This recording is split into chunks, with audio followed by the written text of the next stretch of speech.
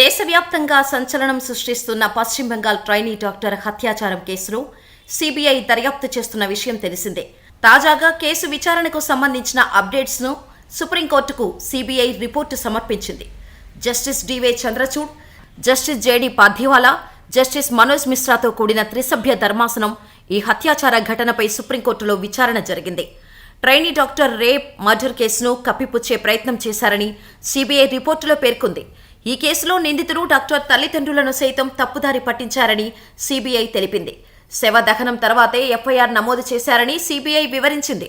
అంతేకాదు, ఘటనా స్థలంలో ఆధారాలను ధ్వంసం చేశారని చెబుతూ కోల్కతా ట్రైనీ డాక్టర్ హత్యాచార ఘటనపై సీబీఐ స్టేటస్ కో రిపోర్టును కోర్టుకు సాలిసిటర్ జనరల్ తుషారా మెహతా అందించారు.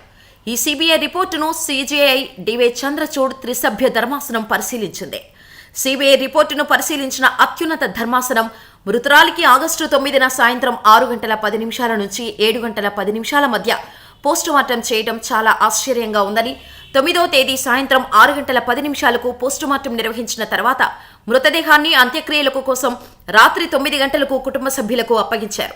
మరి అటువంటప్పుడు రాత్రి 11:30 పోలీస్ స్టేషన్లో వైద్యురాలిది అసహజ మరణమని ఎలా నిర్ధారించారు అని ధర్మాసనం ప్రశ్నించింది. ఈ ఘటనపై మొదటి ఎంట్రీని ఎంటర్ చేసిన కోల్కతా పోలీస్ అధికారి తదుపరి విచారణకు హాజరు కావాలని సుప్రీంకోర్టు ఆదేశించింది. అంతేకాదు, ఆందోళన చేస్తున్న వైద్యులను విధులకు హాజరు కావాలని సీజేఐ ఆదేశాలు జారీ చేశారు.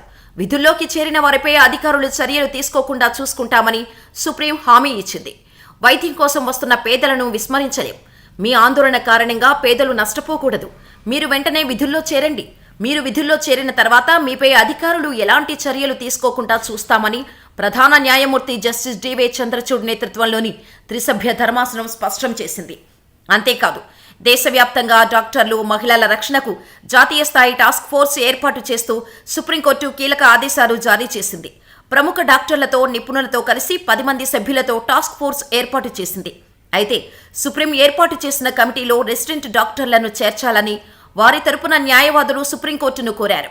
రెసిడెంట్ డాక్టర్ల సమస్యలను ఎన్డీఎఫ్ వింటుందని సీజేఐ భరోసా ఇచ్చారు. కాగా ఈ కేసును ఆగస్టు 20న సుమోటోగా స్వీకరించింది సుప్రీంకోర్టు. అనంతరం ఈ కేసుకు సంబంధించి వాదనలు వింటుండగా దీనిపై స్టేటస్ రిపోర్టు అందించాలని సీబీఐకి ఆదేశాలు జారీ చేసింది. ఆ వివరాల రిపోర్టును ఈ రోజు సమర్పించింది సీబీఐ.